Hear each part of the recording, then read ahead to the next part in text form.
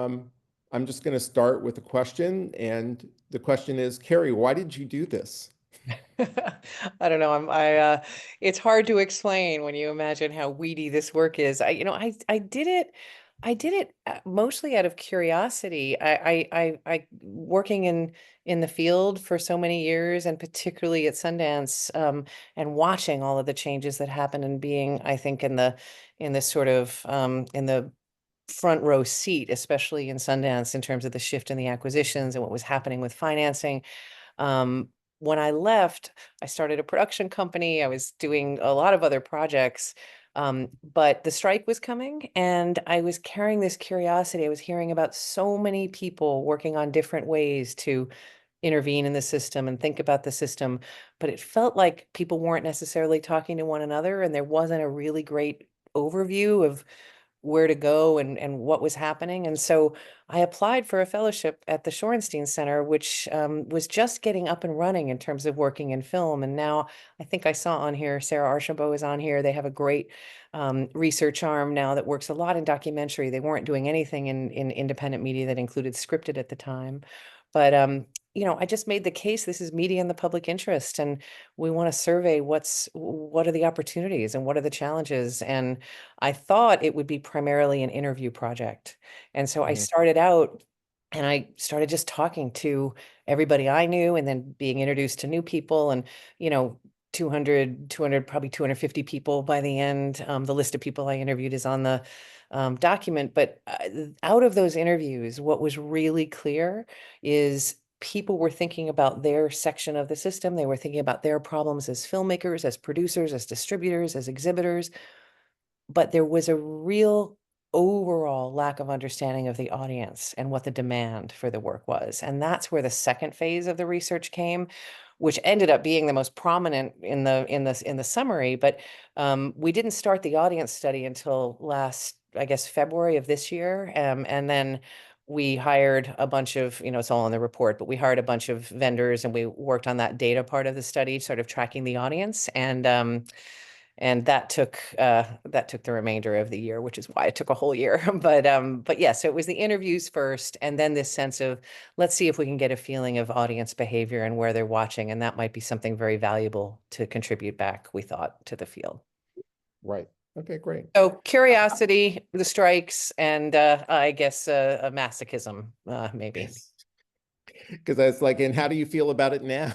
I know it's like the birthing, I was witnessing the birthing pains over the last few months or the You few months. really have. I mean, I mean, I'm not a writer like, like Scott is, or I'm not a data scientist. I'm a curious person who's worked in this field a long time, and I felt I contributed what I could. I think it's a start of a conversation, and I think there's a lot of people who are deeper into pieces of it than I am, but I also think having a survey is quite useful, I hope.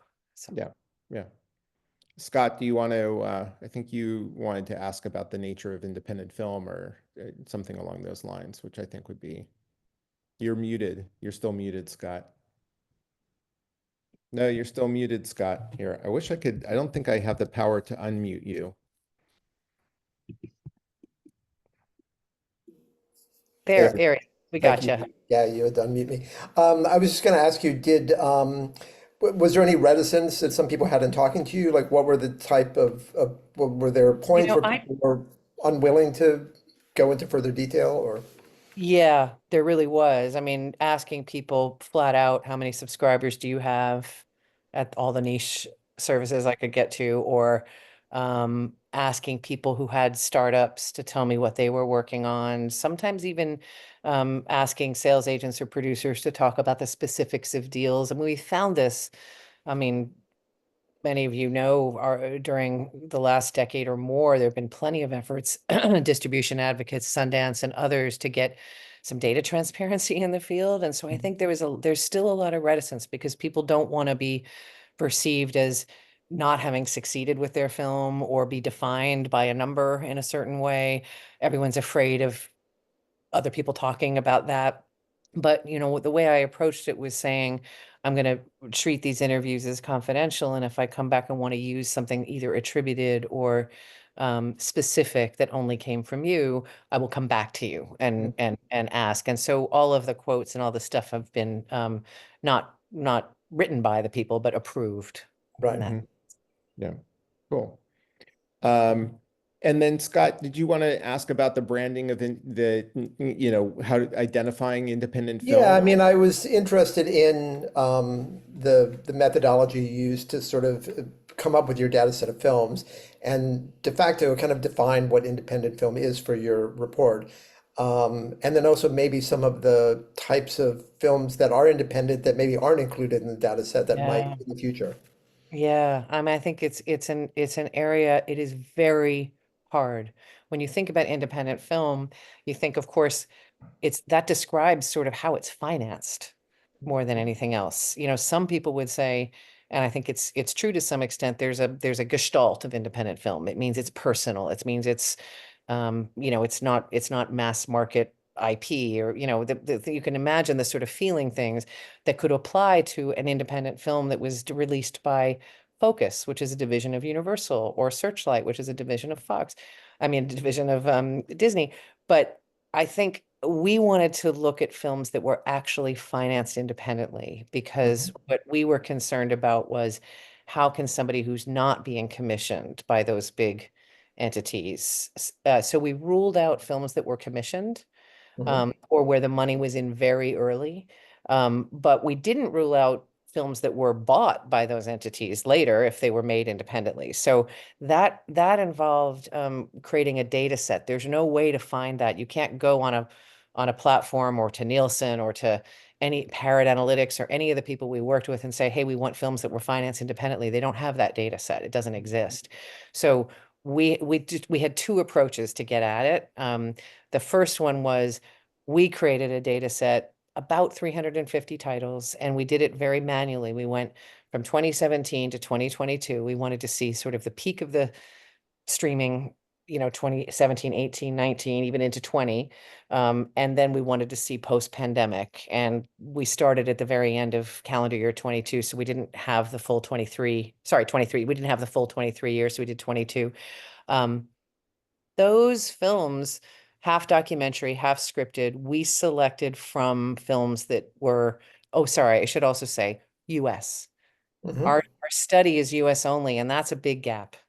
Somebody else should do a global version, because there's Yeah. obviously a lot of international films that play well here. But as I say in the report, in the introduction, I think the problems of US media financing are really particular, because we don't have some of the structures that other countries have to support artful independent media. So US films, documentary and scripted, we went to films that were premiering in the festivals where they were tending to be seen by people who might buy them. So we were looking at those sorts of films. So admittedly, a very particular set. And we recognize, and I've said this too in the report, that excludes a lot of films that appear in wonderful regional festivals, sometimes many of them, many regional festivals that could well have been on this list instead. We just had to make a selection. So that was one set. We could talk about that. And then the other set, and then we had to actually ask, I had to call around to people and say, did you at CNN Films, did you put the money in before or after on this one? And Mhm. sometimes we had to take them off the list. And anyway, so we really tried to be specific there. And then we had a broader swath. We wanted to get a longitudinal look. And so we worked with The Numbers, which is a theatrical and Mhm. VOD data company. And we filtered all titles by distributor, handpicked distributors that only dealt, we thought, with independent films, that were independent distributors. This set includes some of the studio distributors like Searchlight and, those 142 distributors over a 25-year period, basically. And that yielded a much bigger set, is what we analyzed for the VOD numbers and some of the other places there in theatrical. But your blind spot, I missed, and I think it's a great thing to debate. We could debate Yeah. it with the group here. I missed Angel Studios when we made that filter. That's an independent studio, is Yeah. of based films. I think when you think about independent film, you want to think about films that are made for a particular audience with a particular passion and voice and story to tell. Arguably, certainly, faith-based films are independent films, and Mhm. Angel Studios wasn't included, and that was, I think, human error on my part, perhaps, but certainly would have skewed the data in the last couple of years with their outsized successes too. Yeah. But I think it's understandable. I think our whole scene kind of has a little bit of a blind spot to faith-based or other films that Well, maybe we don't necessarily enjoy or, Well, I don't, I mean, ironically, I've studied Angel Studios really carefully as part of this research, and I have so much admiration for the way they put together their community model and their business. I think we all have so much to learn from Angel Studios, and so it wasn't that they weren't top of mind. I just in that data set they didn't. Anyway, I don't know how it happened, but there's probably other errors. That's one of them, maybe. Although, I think it's still a valid set of data. yeah, yeah, yeah. So, so then what, I guess I kind of want to break this up into kind of bigger chunks. And the first is kind of what is the problem that filmmakers are facing? And I mean, all filmmakers are kind of feeling that now, or nearly all filmmakers are feeling like that there's something broken in our system and it's different than it was before. And so but you have a fair amount of data around this. And so what do you feel you found in this data that kind of elucidates the problem, that kind of shows the systemic nature of the problem?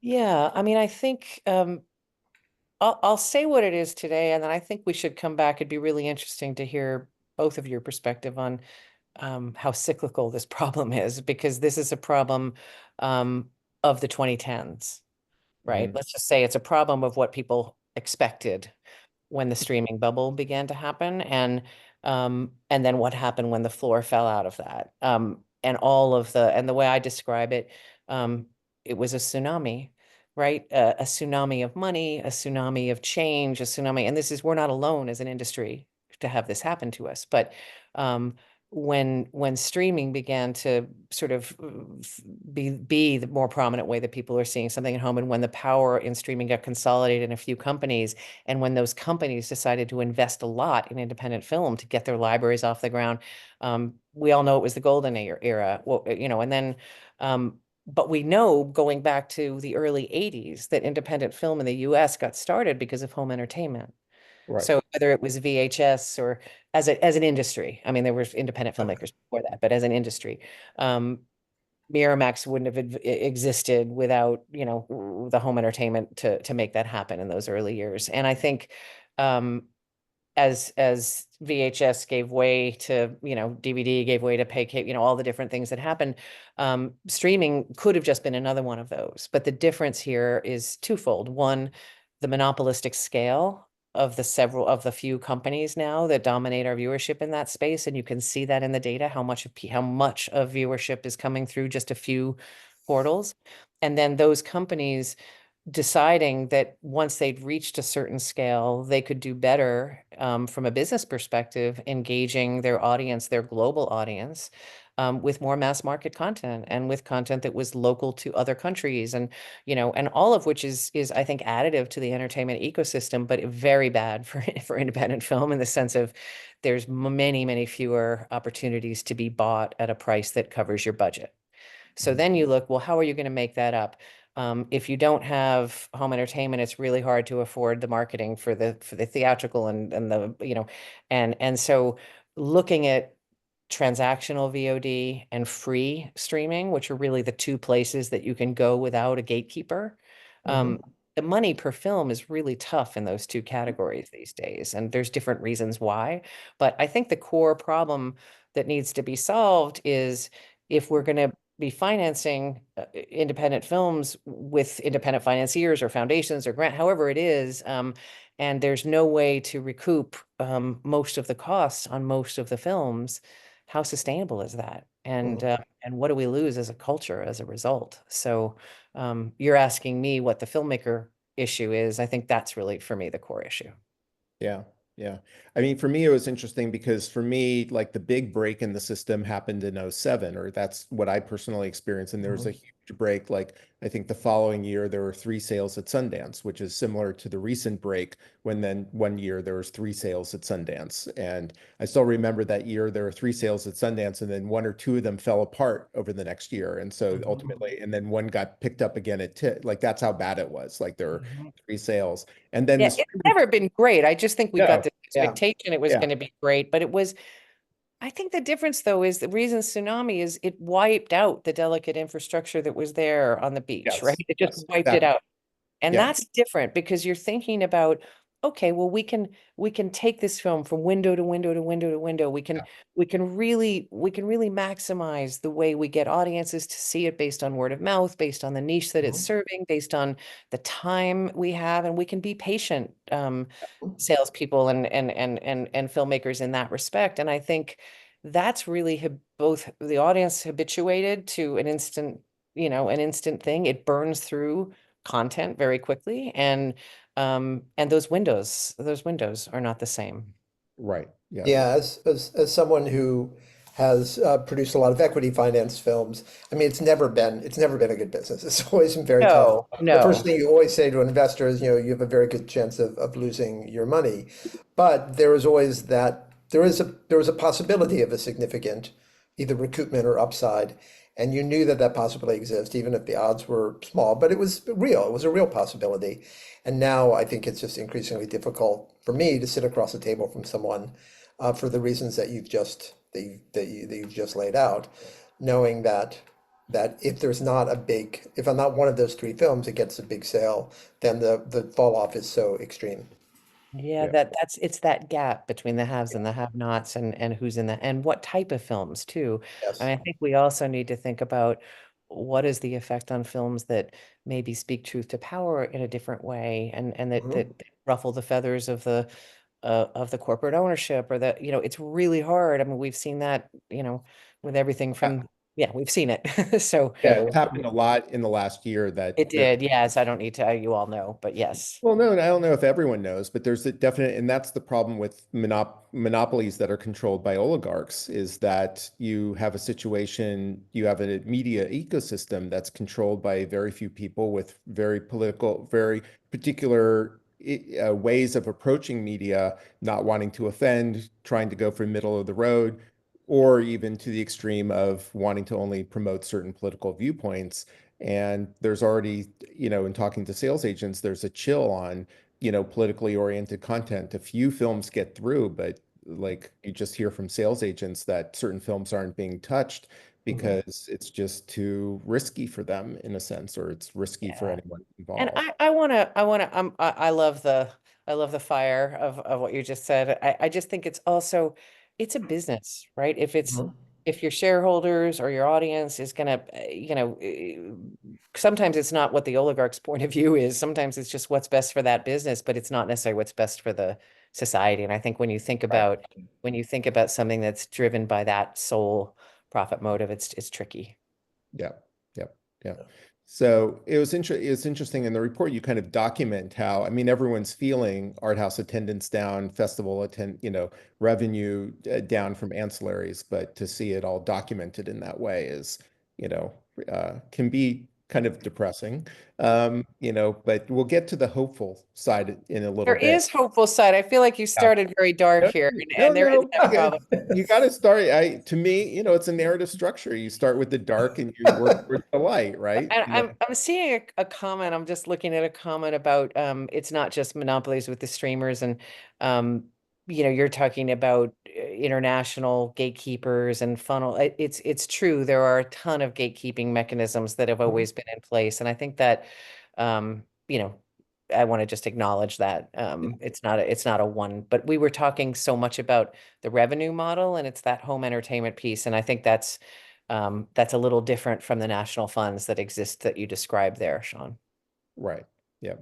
And so I think we were going to talk about, not that a lot of times in our world we talk about the problems for filmmakers, not just as to keep going dark a little bit, but also one of the things that you raise is that there's a problem for audiences as well, which I guess we were just hinting at talking about. And maybe if you can talk about like I partly think what you this were is, trying. yeah, I think this is the most exciting opportunity for individual filmmakers and also for the field, is to recognize that maybe we've thought a lot about how we want to express ourselves in the work we make and how we want to get that work out into the world with quality and care.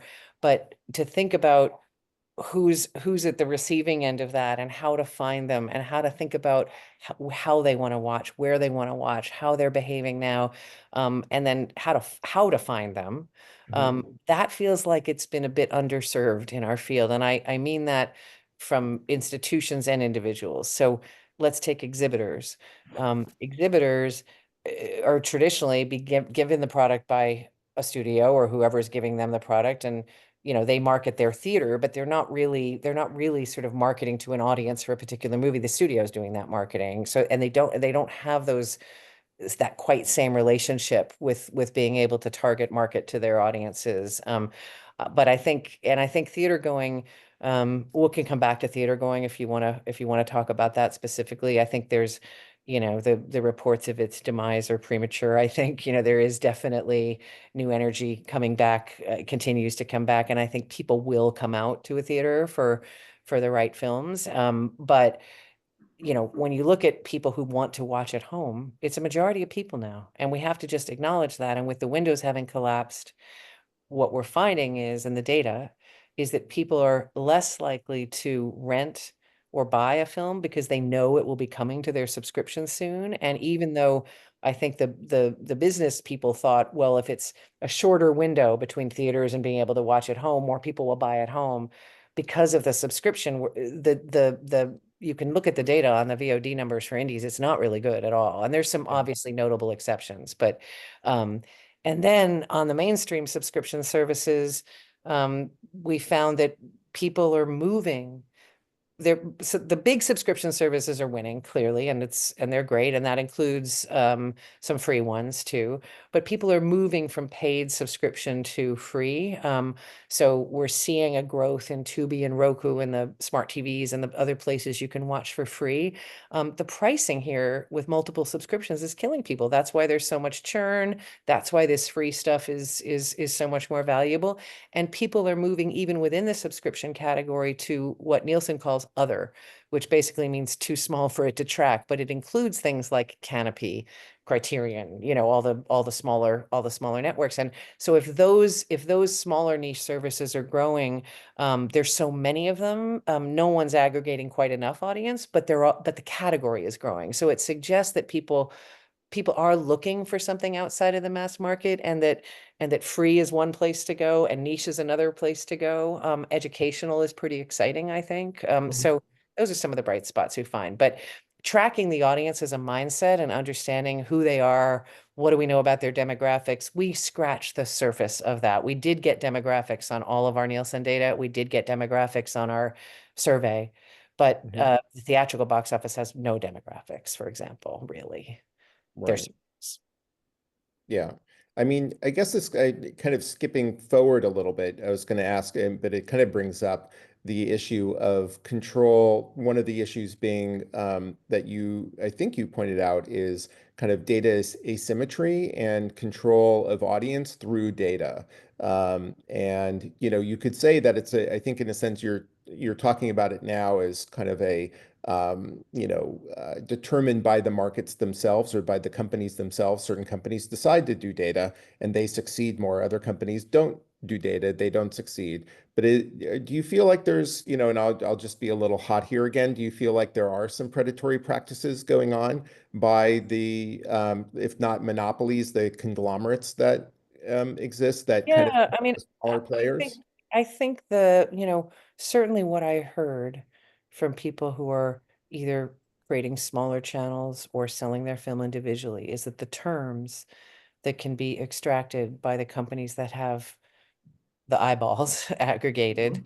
Amazon, um, Netflix doesn't have that kind of marketplace. So it's a little different, but YouTube, Amazon, Apple to some degree, but Apple is as a market is a little less robust in this area, but still big.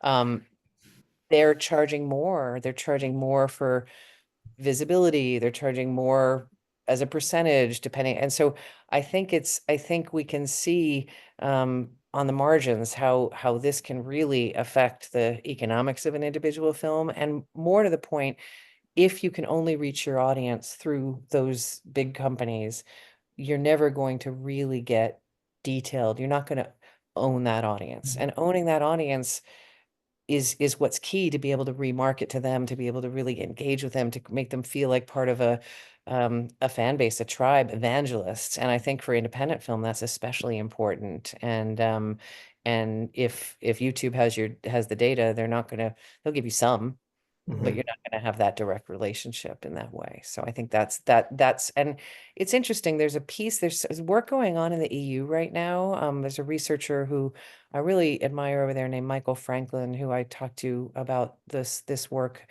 who's involved in a sort of an EU data asymmetry effort around how it. I don't know if Michael started or he's involved with it. So sorry, I don't want to credit the wrong people, but he told me about it. And it's really about how you can't accurately value your content. If you don't know who watched movies that are like yours and you can't get a sense, you could always look at the box office and say, oh, this. But if looking at Netflix outside the top 10, you're not going to know, how many people, who can I expect to watch this film and how can I model it based on comps? They can. So they can value Mhm. content in a different way than any independents can value content. They can think about what sort of deals to make based on that in different ways, which I think can allow you to be more strategic. And it's a real it's a real business disadvantage. And so any way that we can put ownership of audience data back in the hands of independents, I think is a good thing. What Yeah. Right. what are some sort of steps that would get us to the point where we would have better access to our data? I Because think this is a conversation that's going on. I mean, I know Lance Weiler, and on one hand, people like Jerome Lanier talk about this a lot. But it's true that the big companies like Netflix at scale have a technical ability to do it and they have the massive data to aggregate. I remember being in a Netflix marketing meeting on a film I produced, and they were like, you think your audience is, 18 to 34-year-old urbanites who like this, but no, your audience is a 94-year-old woman in Japan, a 17-year-old person in Venezuela, and they could just do that through all of the absolutely, psychographic absolutely. marketing. And what an opportunity. And I think from the point of view, and you just alluded to the point of view of, what are audiences, what do we think is an indie audience, Mhm. sort of urban, older, what do we think it is versus what it is? I think could be really different in terms of home entertainment, and we saw some of that in our data for sure, but just scratched the surface. And it was really scary to me how hard it was for Nielsen to find the data, even when we Mhm. paid them and gave them a data set, Mhm. um, because these films are hard. They're low, they're smaller on the list, and they're reporting, they're tracking the top one. It's an interesting question. They did have a lot, but they didn't have all of them. And I think, the answer to how you get the data, well, I don't know. I mean, I think this kind of data, it used to be that you had to have a giant company to have a sophisticated data marketing practice. Well, I don't think that's true anymore. I think every retailer has a to some degree, a data-based Mhm. marketing practice, and and thinking about marketing less as telling the story to the world about your thing and hoping the right people find it, and more about telling the story to the right people by using, data analytics of some kind. I Mhm. mean, that's what products like Jolt that is out there now. I think that's what A24 with the agency Operum, I think they were working with, really succeeded at, and with their own work and other partners.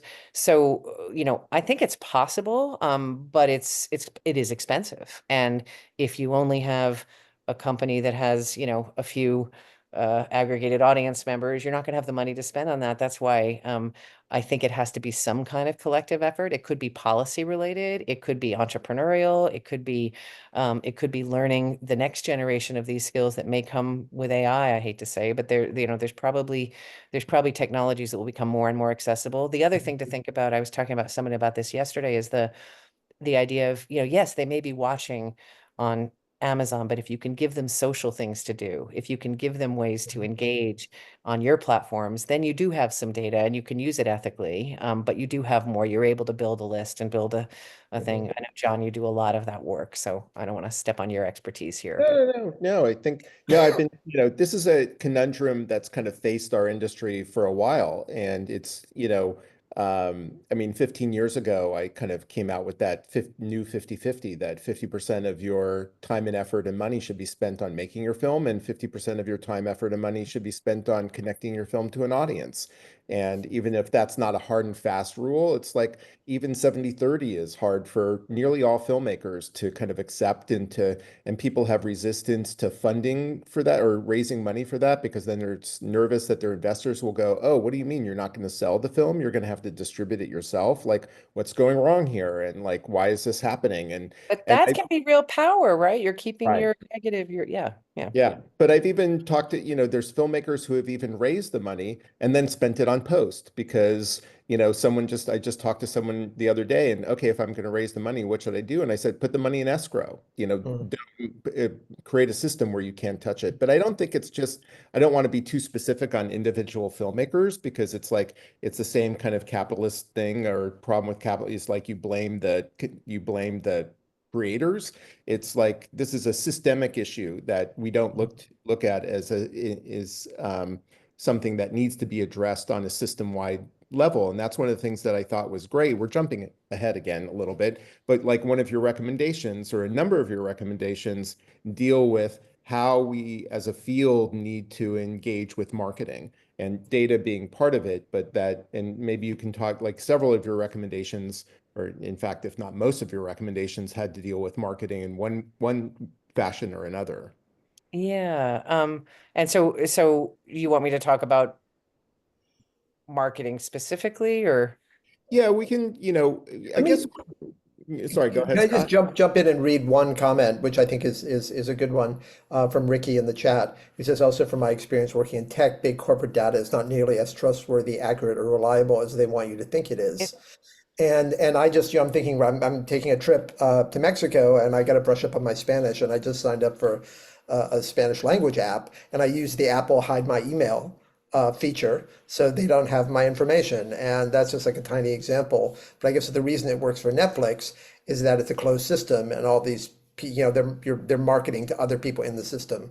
But when you're outside of the system, it's like, how do you make these connections, and what, is all your data reliable? and I think Ricky, you make a good point. I saw that comment too. I also want to address the to be comment just briefly before we move forward. But the I talked to a lot of people who were at those streamers and then left. Mhm. And so they would talk maybe a little bit more. I mean, not they weren't selling safe street, but I think, having internal confidence to make decisions based on certain data, and they do know they may not, it may not be w- crazily accurate, but I think they do have a lot more granular information. I would push back a little on the fact that they don't have more granular information on the audience than we've ever had before. And that's an advantage, even if it's not fully accurate. I want to talk to Zana, I guess, about Tubi. I agree with you. I feel like Tubi has incredible indie film verticals. They have a great and a huge Black audience with for incredible Black indie cinema and other television and film, LGBTQ, as you mentioned. I think free streaming has done something to make it very convenient for people to find a wide array of stuff. What's difficult is it's a um, it's not very it's not very curated. They want more and more volume. So it's 300,000 titles, 400,000 titles, and some of it is good and some of it isn't. And what does good mean anyway? But it, and also per title, the revenue that goes back to the filmmaker is very low. And so there's an audience friendliness to that work, but it's not a sustainable way to make films. It's a clearinghouse for the films at the end of their cycle, but it's a very difficult place to premiere a film. There are some great exceptions, actually, that Tubi themselves told me about, some films that had been really profitable, which is great. But I want to just recognize, I think Tubi is an opportunity and does pretty well with the indies. Right. Yeah. Anyway, Um, you guys about marketing. yeah.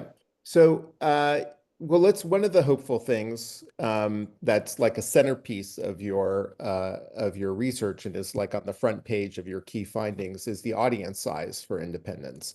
And you know, I assume everyone who's here at least glanced at your at your study before actually attending here, although Nobody read it because it's really long, but yes. you can dive through sections that interest you.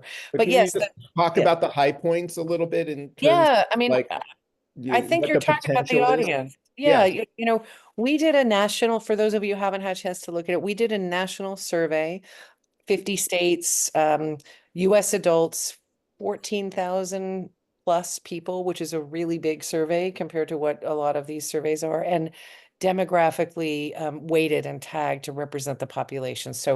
And we were able to look at the, you know, all sorts of aspects of that audience because they were opted in for, you know, gender and anyway, all sorts of race, region, income, education.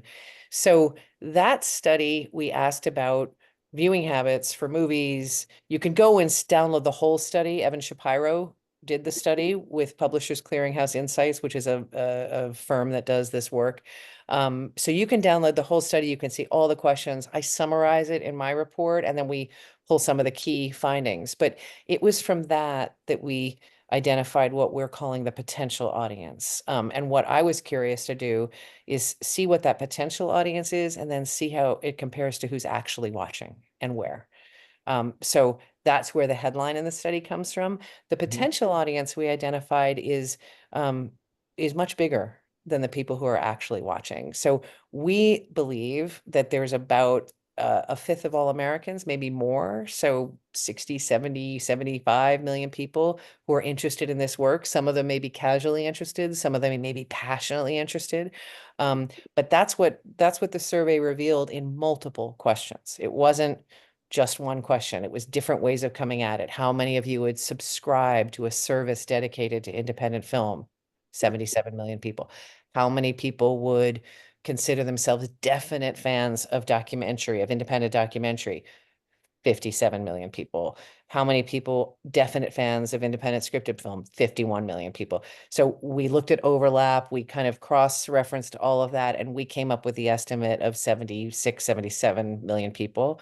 And then the viewership, which we tracked very closely with all of the commercial firms I've just mentioned to the best of our ability, and then extrapolated from our data set to the full set that we talked about earlier. 36, 37 million people. So that's that 40 million person opportunity that we found. Right. Yeah. And Yeah. I think people could easily say, I put the link, I see someone's asking about the link. It's indiefilmlandscape.org, Yeah. www.indiefilmlandscape.org. Yeah. Someone put it into the chat too. I saw. Yeah. So, you know, I think it would be reasonable for the people here in this room or for readers to say, people lie on surveys. Do you really believe that? Yeah, Mhm. I think they do lie on surveys. So let's discount that a lot. You've still got 50 million people. Let's discount it even more. I think it's a real audience there, and I think you can build individual film businesses and larger businesses around that, as we've seen. And it's a niche audience, but it's a powerful one. Well, I spoke to someone today, or I got an email from someone today who's working on a business plan, and they're actually using your study as background and I've had a lot of people. I like that. I guess I worry a little bit that you know, it wasn't really meant to be you know, a business plan study because it's pretty you know, it's pretty general, but it's also you know, surveys are what people use to find these information. You see it printed all the time. We did the best we could, and that's what we found. And I'm pretty excited that there's a market like that. Yeah, yeah. So, so how, I guess the next thing is how do we tap into that audience in a sense? Like what would be the next steps of tapping into that audience? Yeah, yeah. Well, I think, you know, you talked about it a little bit before. I think there's a um I put some recommendations that of things that I started to think about as I was reading these learnings and digesting I had a couple RAs I was working with, some great advisors, and you know, just distilling and thinking and talking. And my mindset is it just by nature who I am. I think I was thinking a lot about the systems that Mhm. underlie the business. And so a lot of my recommendations gravitate towards things that are not individual film efforts.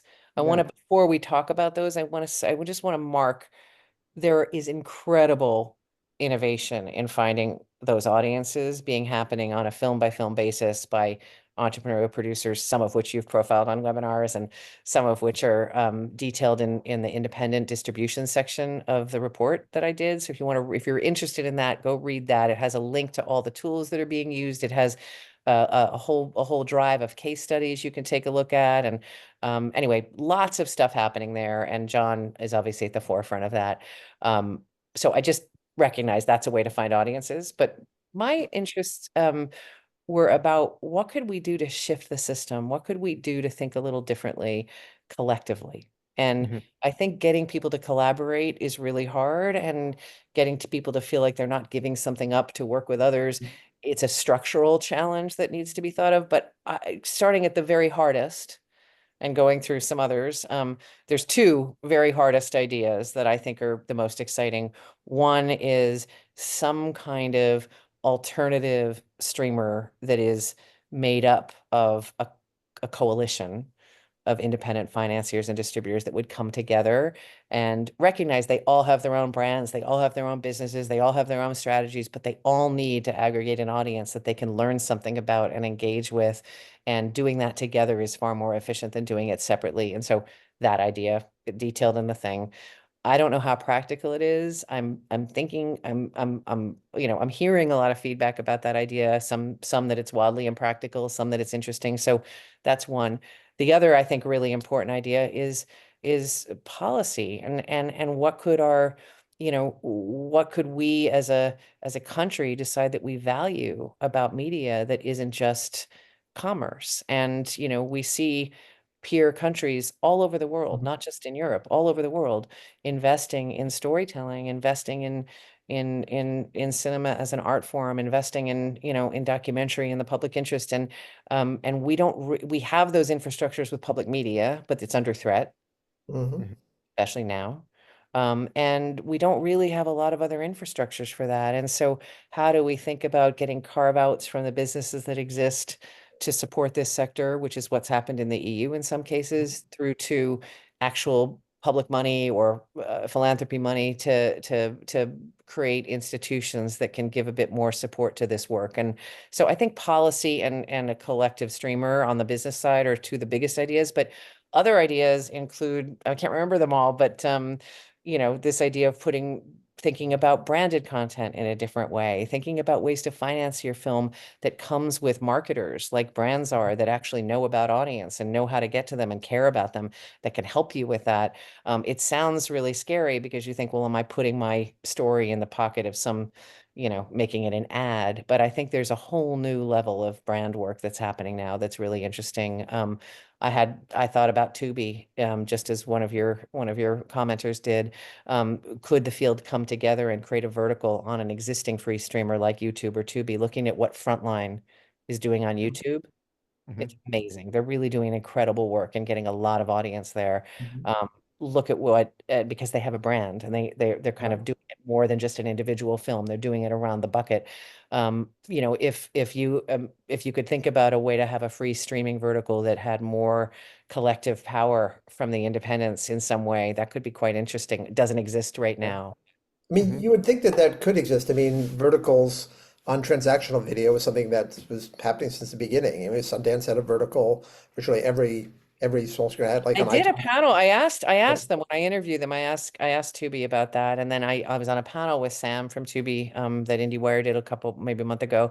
I asked him, and he was like, maybe, So I Mm. don't know, maybe. I mean, it's interesting on the just on the consumer facing side, that's kind of the promise that was, I think what Apple was trying to do with Apple TV is have like a one platform where, your Netflix film and your Amazon film, your Apple TV rental could all be in your carousel as like what to see next and all the different verticals.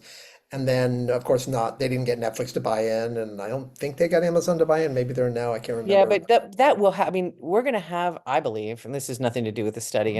and no data to back this up, Mhm. but I Yeah. believe we're going to have a replication of cable really, really Yeah. soon. Cable Um, bundles. it's going to be the smart TVs. It's going to be YouTube. Mhm. It's going to be Amazon. And it'll be Apple if they want it to be. Right. I don't know I don't know if that's the business they want to be in. I don't know. But the pure entertainment companies are going to have to be, they can't be that marketplace. And I'm not talking about a competitor of that, because you still have to be in the places where all of the audience is, I think, to Mhm. some extent. I'm talking about a niche thing, a different sort of smaller thing. But Right. yeah. Right.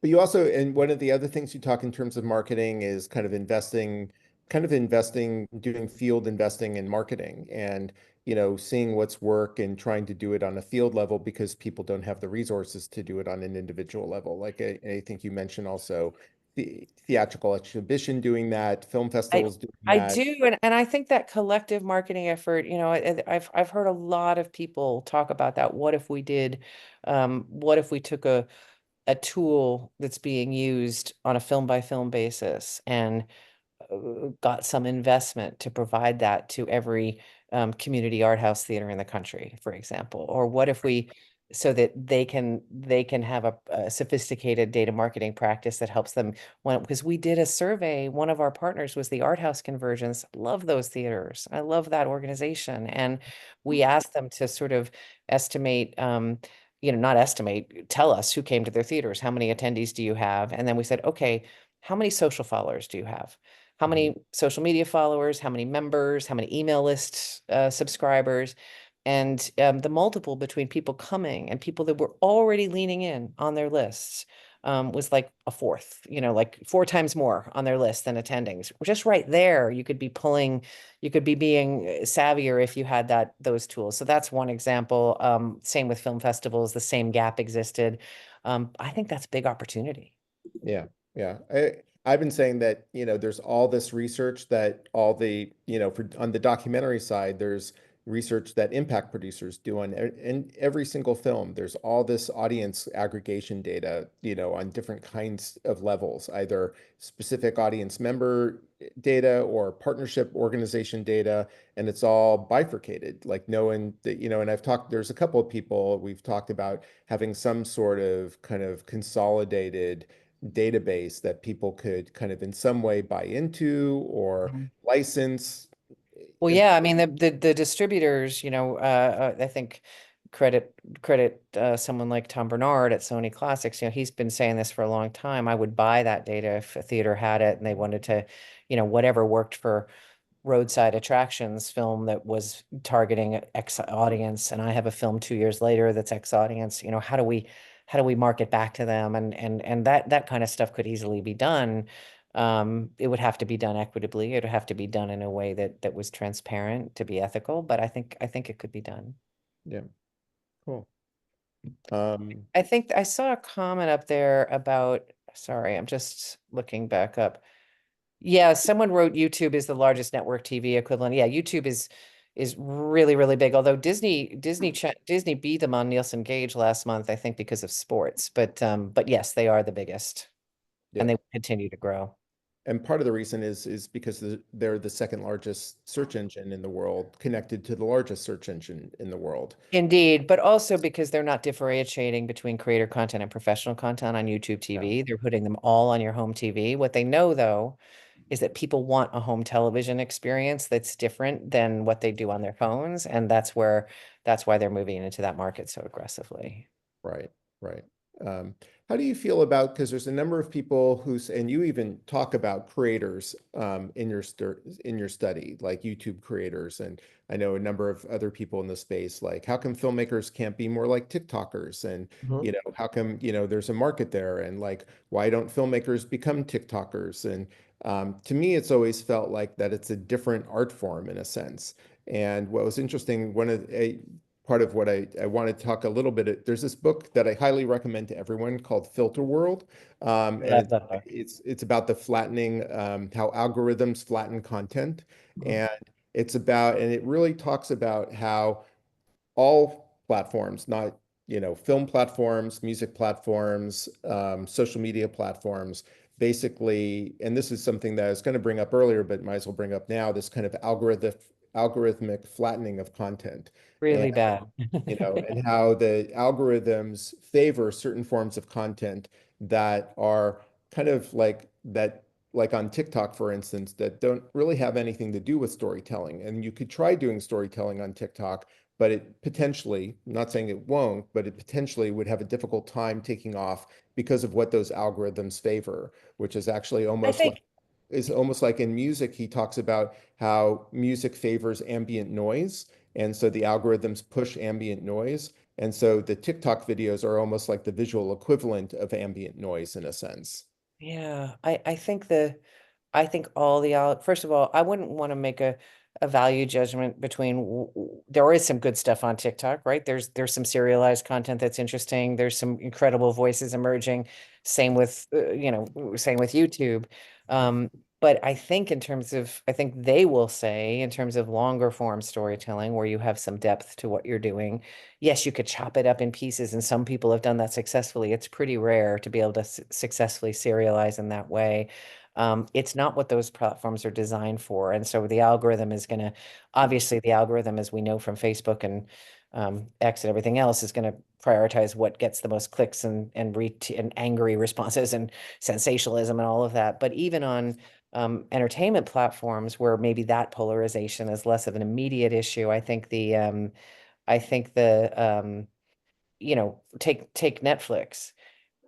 If you start watching, or somebody was telling me yesterday, they were watching a documentary on one of the big streamers.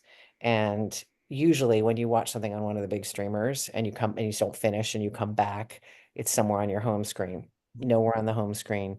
Every time they wanted to watch it, they had to type in the title because it was so deprioritized. Mhm.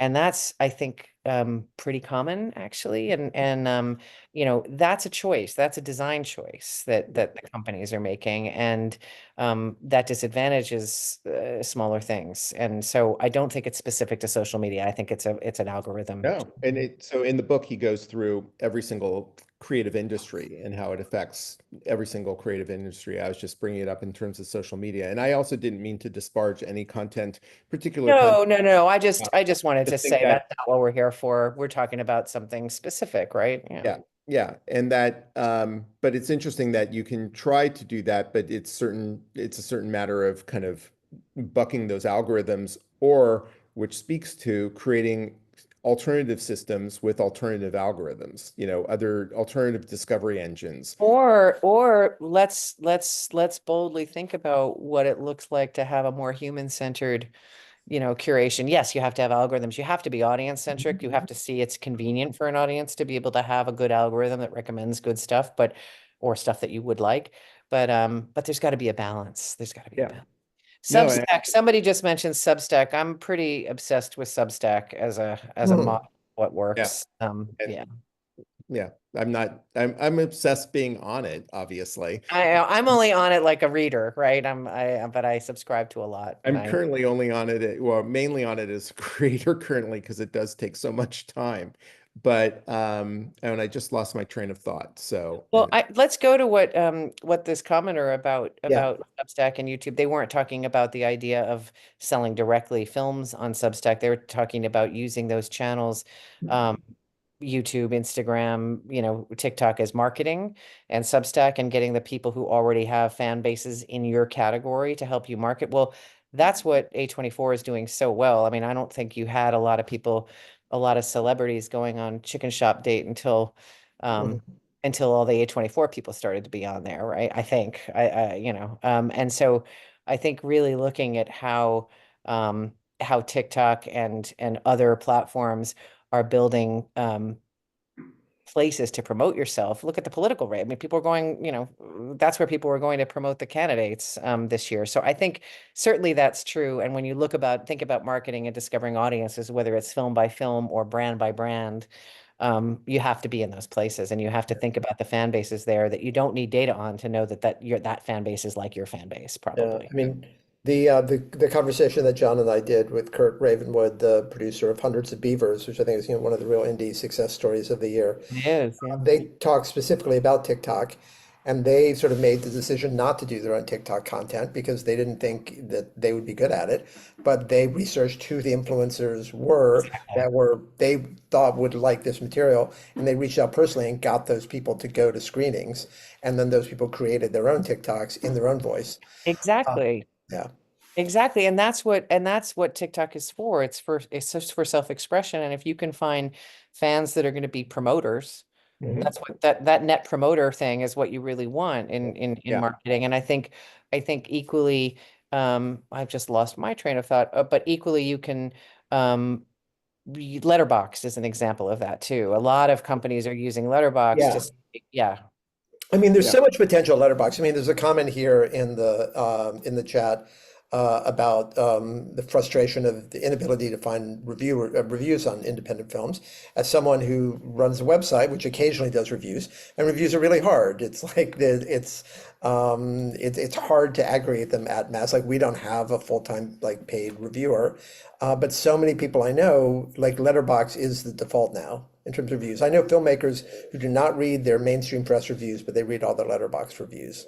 I mean that there's so much potential in that platform, and I'm sure the people running it are know that potential and are preparing to monetize it. But There I would is, also say, sorry, Keri, but that as a filmmaker, you should think about how to promote your film to reviewers or people who are on Letterbox, like, yeah. and utilize the Letterbox community. Um, and because in a sense, they also, you can do pretty cost-effective advertising on Letterbox, but it's helpful if you already have a Letterbox review community about your Mhm. film, because then they can have a basic audience demographic of the films, the people that like your films in Letterbox, and it makes your advertising on Letterbox more effective. but there's I believe that Kurt said something like that on our seminar where he was saying that Letterbox reached out to them, to hundreds of Right. beavers, because they recognized that, wow, you guys have a lot of fans popping up on Letterbox. Maybe we should do something together. Well, Yes, and Letterbox, this woman Gemma Gracewood who runs marketing, they're based in New Zealand, and they're they're selling advanced screenings with their influencers to Hmm. mini majors. They're thinking they're being very innovative. They're really listening, and they're going to be launching new products to amplify some of the undiscovered gems that they think their community will love, and that will be hugely valuable. So I'm excited to see what happens over there for sure. I think it's a I really think big. so. What I think Letterbox speaks Yeah, to, Carol just mentioned it. yeah. I didn't want to say, yeah, No, no, exactly. no. Actually, I was gonna, yeah. Well, that they are Letterbox. I think David told me a year ago that they were working on this VOD portal, which is really exciting. So it's about to come out. I think. I think it's Carol. It's not public yet, though, No, because it's yeah, I'm not yes, saying about it. Yeah. yes, David. I think a month ago said don't publicize this yet. But anyway, but okay, Carol let it out of the bag. So there you go.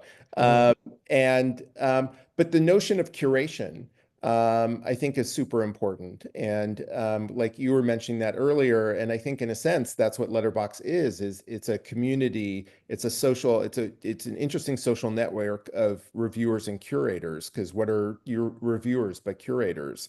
And I know our friend Brian Newman has been harping on this for years, is to figure out how to engage more curators in our community to recommend, to recommend content. And I think that's starting to happen on Substack a bit, where people are kind of taking It the happens on Substack. I mean, you have whole platforms like Gallery that I think are structured in that way. I think right. Criterion does a lot of that. I think Hmm. Mubi does a good amount of that. Metrograph is Yeah, doing that. I think there is curator um marketing happening, but it's all within the art house world. And I think maybe there's some unexpected curators that might be drawn from other disciplines. right. Yes.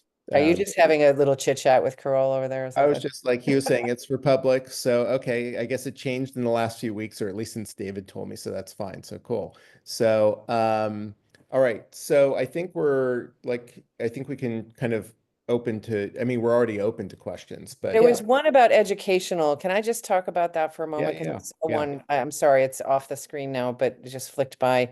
I just love, I know that there are many distributors in the educational space, but I really spotlighted Canopy because of the scale of what they're doing in terms of the reach in public libraries and with your library card and in schools. I think they have 50% of the market in the US right now. It's pretty big, and they have a wildly over-indexed independent film audience. And our work with Parrot Analytics found that as we watched, and you could visually see it, go to the charts in that in the section of streaming, you see the numbers of independent films on the mainstream streamers go down like this.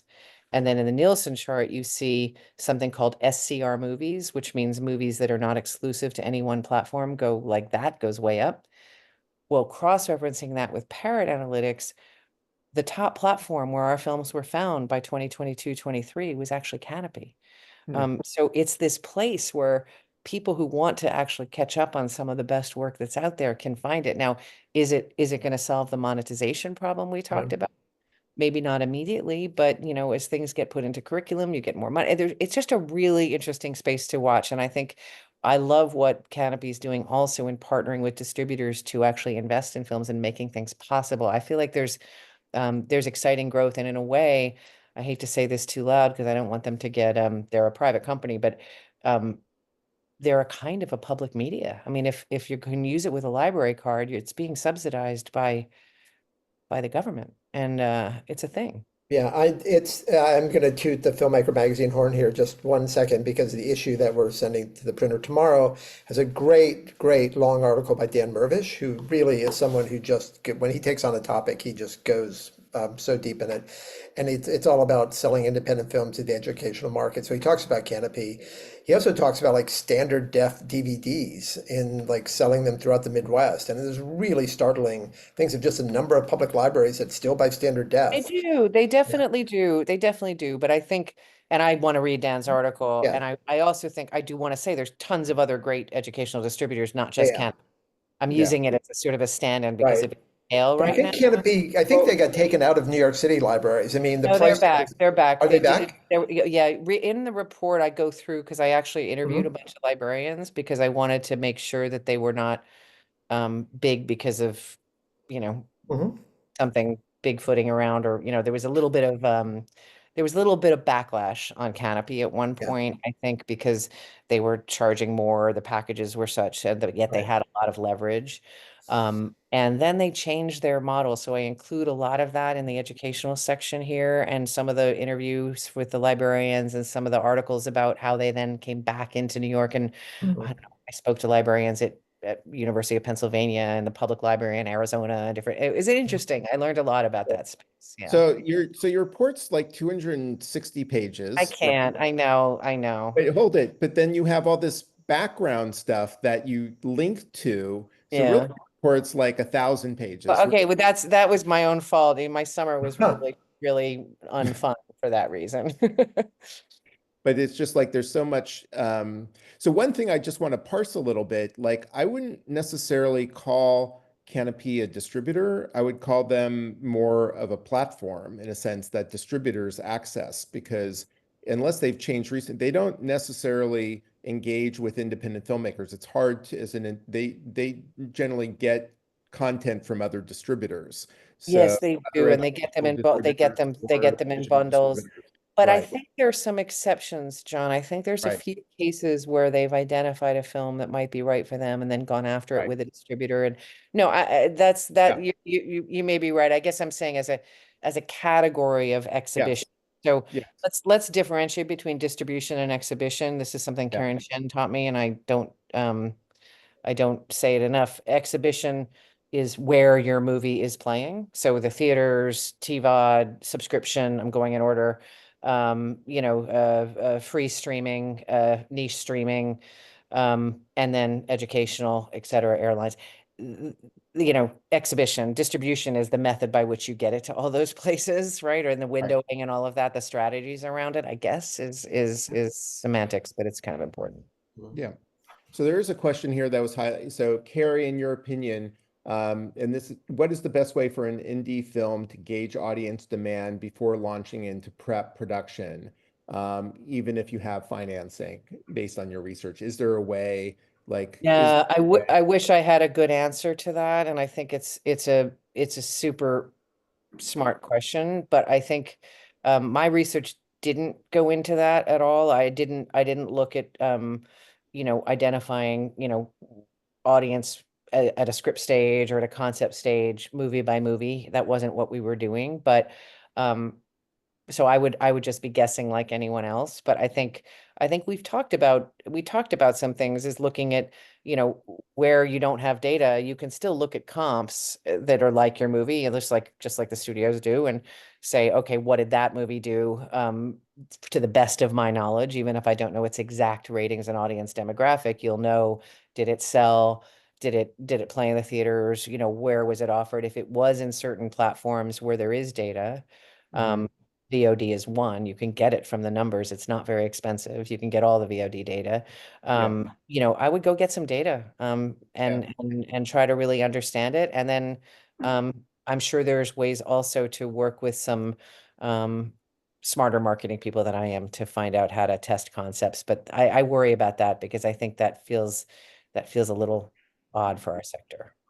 Yeah, so just as I think at least at the numbers you used to be able to go and pay for, have them do an analysis of your project and give you comps, based on that would potentially be relevant for your film. So that might be a place to look. I don't know if he still does that or not. So Mm, yeah. Question, I know every film is a unique situation, but in today's market, do indie producers who aim to build hype around a filmmaker need a North American distributor? Um, I guess it'd be a matter of defining what a distributor is in a sense. Um, I would say no, I think there's a lot of things that you can do in what I would say a hybrid fashion where you're bringing on certain marketing elements of yourself. And so long if you have a budget for this, and then you potentially will work with different companies, distribution entities to help you access different markets. But I don't think you need what it's referencing is an all right sale. I would say most all right sales are going to, you know, I'll make a blanket statement that most all rights deals, especially that are at very low MG or, where there's very little money being paid in advance, will be very disappointing if you're expecting those all rights distributors to do the marketing for you. I don't really feel like that happens anymore. And most of those distributors will tell you front up that they're not going to market your film. So I think you have to be much savvier about how you're going to approach this and develop a strategy, in my opinion, on your own or in conversation with someone else personally. So I guess I answered that, but Keri, do you feel I'm gonna go with that answer because I'm answering a Canopy question on the chat too. I okay? agree with your answer. Okay. Um, okay. I'm just kind of scanning the chat now. This is interesting because it's kind of Yeah. does anyone know where the Muslim viewers are? And I think I brought that up because I think it speaks to a larger question. Does anyone know where any viewers are in a sense? And, I think this goes back to data. I think there are potentially some platforms that focus on this. Well, you know nearly all the niche platforms out there. I'll just ask the easy question, Keri. I looked I looked for the independent film fat platforms, and I looked at all of the niche platforms that I could find. There's more than you can even find. I'm sure there are. I didn't find one that was dedicated to Muslim viewers. There are a ton dedicated to the Black audience. There's female oriented stuff, there's LGBT stuff, I'm sure it exists. I didn't happen to find that. But I think one thing I want to highlight, because it does debunk this idea of the kind of 90s, very white indie space. The indie audience is, in by all measures, whether it was Nielsen or the survey, it is really, really diverse, and it's diverse in terms of age, race, income. It's a very diverse audience in a really good way. And so I just wanted to say that, just an opportunity to say that, because we didn't talk about that before. The one thing I would say, there is a very interesting company that has been around for a long time called MPI.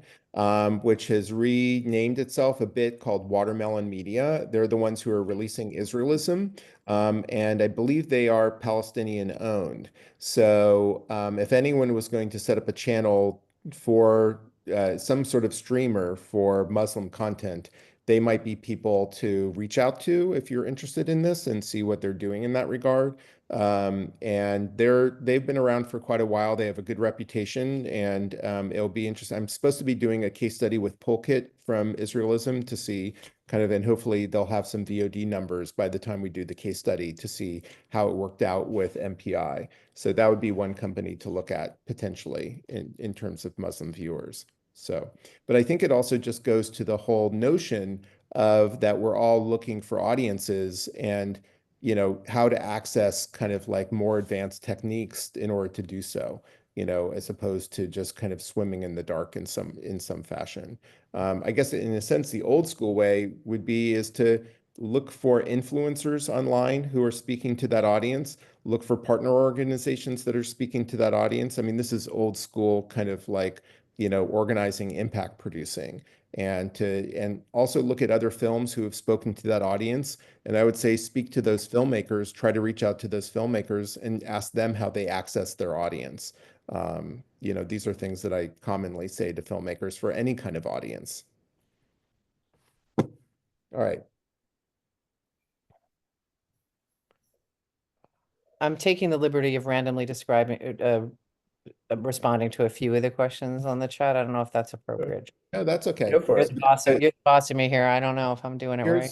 Here's one. Keri, you extrapolate the Indian doc audiences to be 50% to 100% greater than the stats coming out of the current market actuals.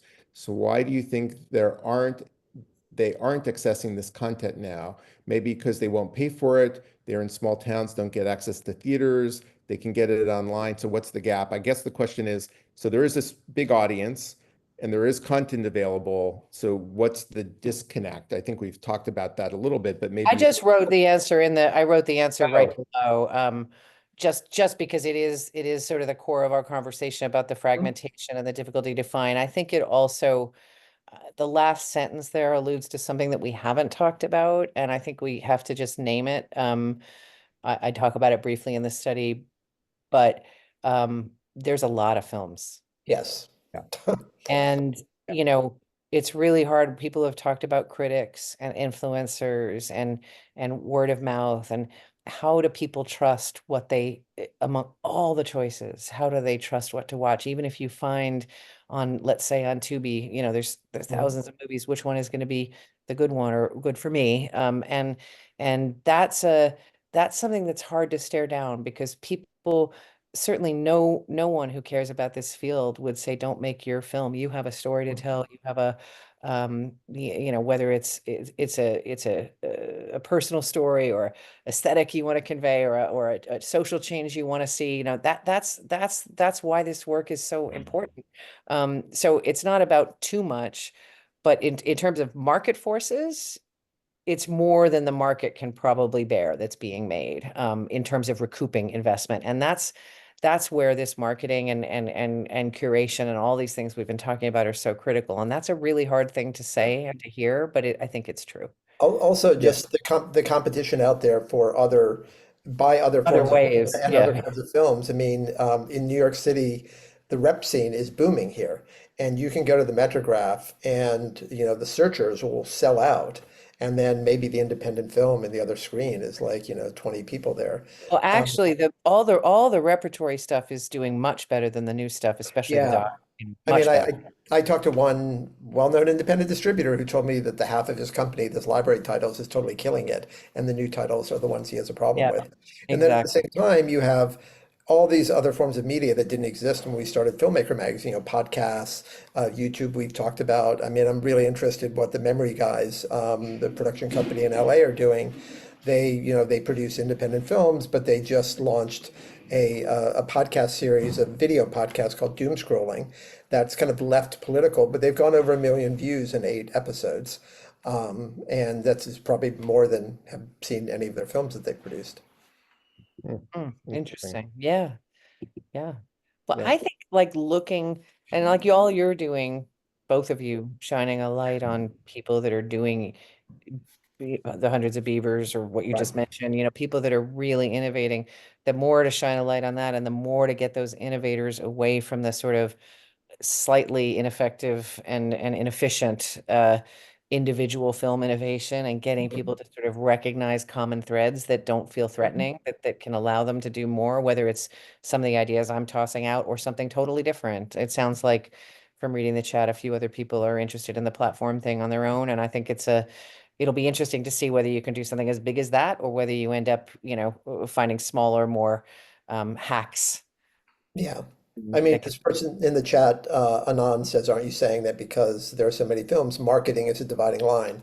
Well, And yeah, I mean, whether there. it's marketing or whether it's other things that make you feel that a film is urgent, that you have to see it in that moment. And you're competing against all these movies that just have so much coming at you that's telling you you have to see it, which is again why I keep going back to Hundreds of Beavers, because they just did it really small scale. They skipped the major markets. They just did like, Yeah, yeah. Well, Yeah. I want to say, I Well, want to they initially skipped the major markets, but yeah, then then eventually they went. came back. then they got the head Yeah. of steam to do that. Well, that's the other thing is, I want to tell us, do I have time to tell a really quick Yeah, story about? sure. Yeah. So I love talking to some of the impact distributors. I'll tell you a story that Sarah Moses told me, who's has a company called Together Films. Um, and I know it because she worked with a film that we worked with on a fellowship for distribution at Sundance. Mhm. And um, that film was self-releasing in the US. It was a documentary. She had the same film self-releasing in the UK at the same time.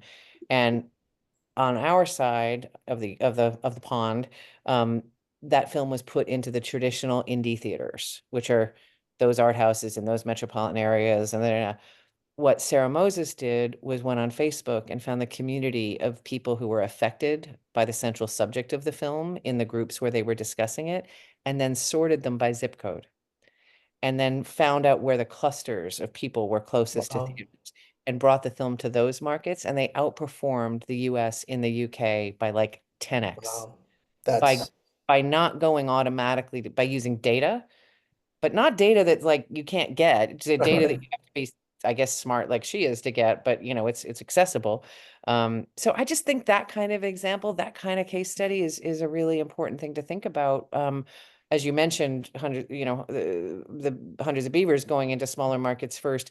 That there's a lot of interest everywhere. We saw that when we put Sundance online, the people who came, who wanted to be participating in Sundance were not the typical people who were getting on a plane and flying to Park City. They were in small towns that maybe weren't, it was exciting.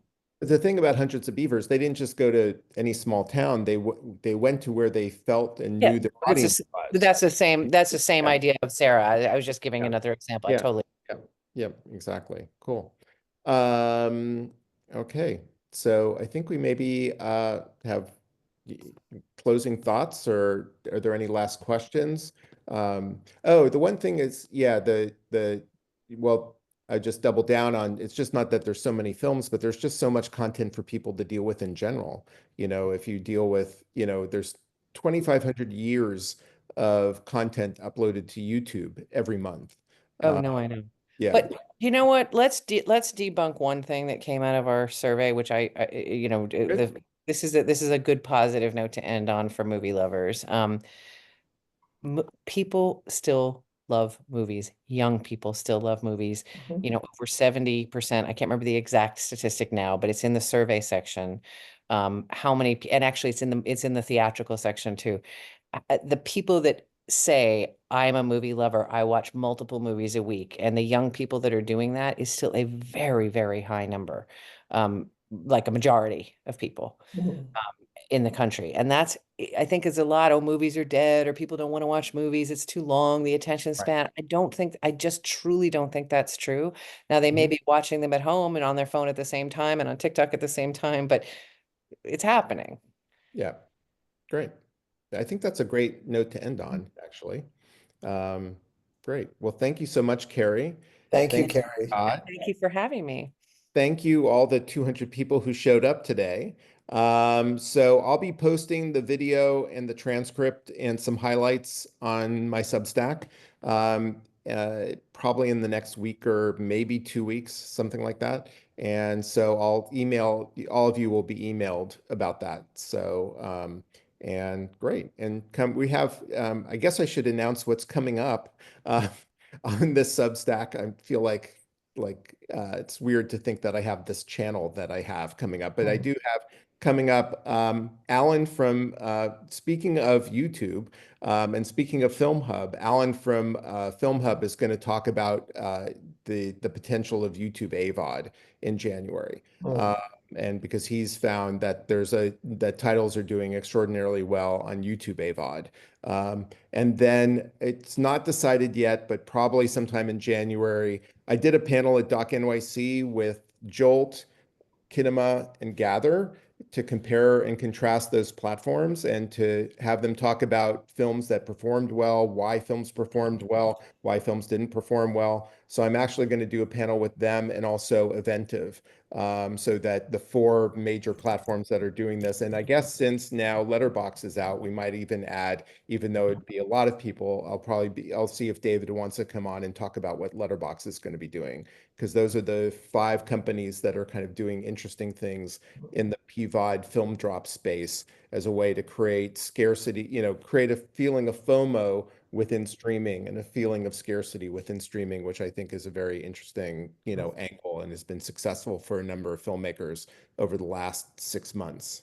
So that's what's kind of coming up. So, but anyway, thank you so much, Keri. Thank you, Thank Scott. you, Kerry. And, Thank you. have a great Thank you, night, Tom. everyone. Thanks for Okay. getting all of Yeah, us so much more informed. Thank you so much. yeah. And thank you, Right. Scott. See you soon. Thanks, everybody, for coming.